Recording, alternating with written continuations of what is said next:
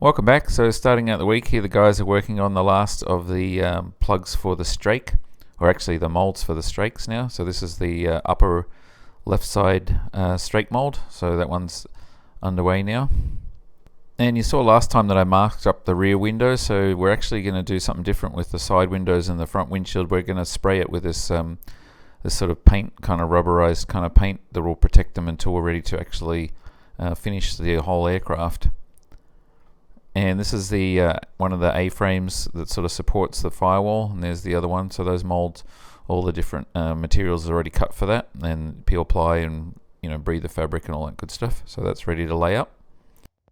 And here's that center console mold that was split in half. So here's the first side, and you see there's the new flange that's been added to it there on the left side of the screen.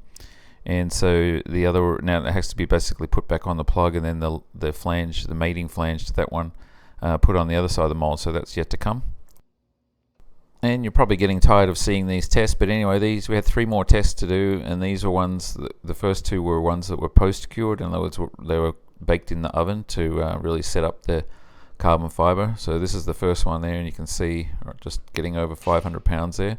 So that was a good result on that one. And this is a T-peel, so it's basically just trying to sort of separate the 2 pieces apart, and not sort of sliding but actually pulling them directly apart. And we saw good numbers on that, and this one actually gets to over 600 pounds of force before it breaks. And lastly, this is a heat soak test. So we boiled some water, and as it was cooling, we put the sample in there for about 5 minutes to allow it to really heat up, and then we tested it. So this was the acrylic, sort of a T-peel setup on the acrylic, and that one got to about 230 pounds. And this is that upper strake mold with the lightweight layers, or actually medium weight layers now that we're using, complete there. So that one just needs the heavy layers put on there, and it'll be done. So here's the door windows now with that protective coating sort of sprayed on there, at least on the one side, and we sprayed on both sides. And this way, when we're handling it, the acrylic's not going to get scratched, and when we're done, it just basically peels off like a kind of rubber solution.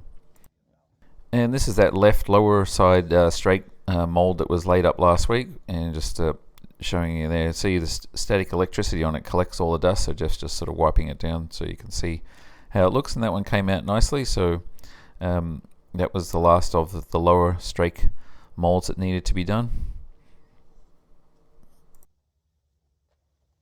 And here Devon is beginning the layup of these one of the A-frames there that basically supports the firewall, actually separates the aft bulkhead from the firewall.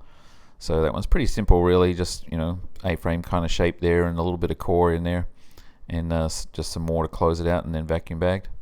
And this is the same one here, just a little bit further along. You can see the core there, and there's sort of like a picture frame cut out there, because we're going to have an opening in the middle there, so you can put sort of bags through the baggage container there. Still going to have some little flanges there, but you'll see that a little bit later. And I picked up 4 of these overhead cabin lights on eBay. Didn't want to pay full price, and got them for a reasonable price on there. So those will be going in the overhead console, and they're kind of neat. They have a white light and a red light, and they're LED, so low power, and you can adjust the brightness as well. So there'll be actually 4 in there, two for the front and 2 for the back, and so you can actually change the direction on there. So those are kind of neat. And this is this afternoon, so this is that upper strake again. Now it's getting the heavy layers put on there. So just the first layer of fabric has been laid down. It's just ready to be wetted out. And underneath all that is the first A-frame that was done there. You see it's vacuum bagged, and Devon's just sort of piled everything on there, so he's working on the second one now. So here's the second one, and he's just wetting that fabric down there, or the carbon fiber down there. So starting that one, so both of those will be ready to release tomorrow and trim. And here's the windshield getting that same protective treatment. So it's basically just kind of like just a regular paint. Just spray it on, but you spray on 3 or 4 layers on there. It kind of dries like a rubber kind of thing. It was interesting. It was blowing all these spider webs around the shop there when Jeff was spraying it. And Mark, who's putting together our engine mount, finally had these tubes arrive from California. So he's going to be busy welding that all together now for us, so it won't be too long we'll have the engine mount done. So that's good. Happy about that now. And Britt sent these pictures. He's working on the nose gear leg, so you can see now he's welded the trunnion into place there in the middle, and just a little bit more work to do on that, and we'll be getting that back hopefully this week. And in this little picture here you can sort of see more of a close-up. Sort of got a nice big bracket on there, and he's got it sort of slid through there and welded into place, so that's almost complete. So getting excited to have that back. And I went down to Kyle's shop this afternoon to pick up all of the pieces that he had ready for our reduction drive unit. So these are all the different things that he's been milling there at the shop with his guy Zach, so they've been pretty busy. And as you can see here, they're just finishing off this one piece there, just drilling a couple of extra holes in it while I was there.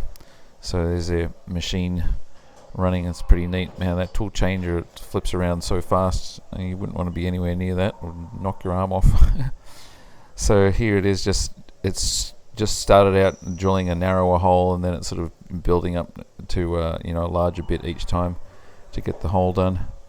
But yeah, it's a different kind of milling machine compared to what we have, but it's much more accurate, I think, than what we have as well. Anyway, so he's got one more part that he has to just finish off for us tomorrow, and he'll be sending that our way. And then we still have the prop shaft and drive shaft still needs to be machined or turned, so that'll be something else we're getting underway shortly. Anyway, that's our update for the first half of this week, and thanks again for watching.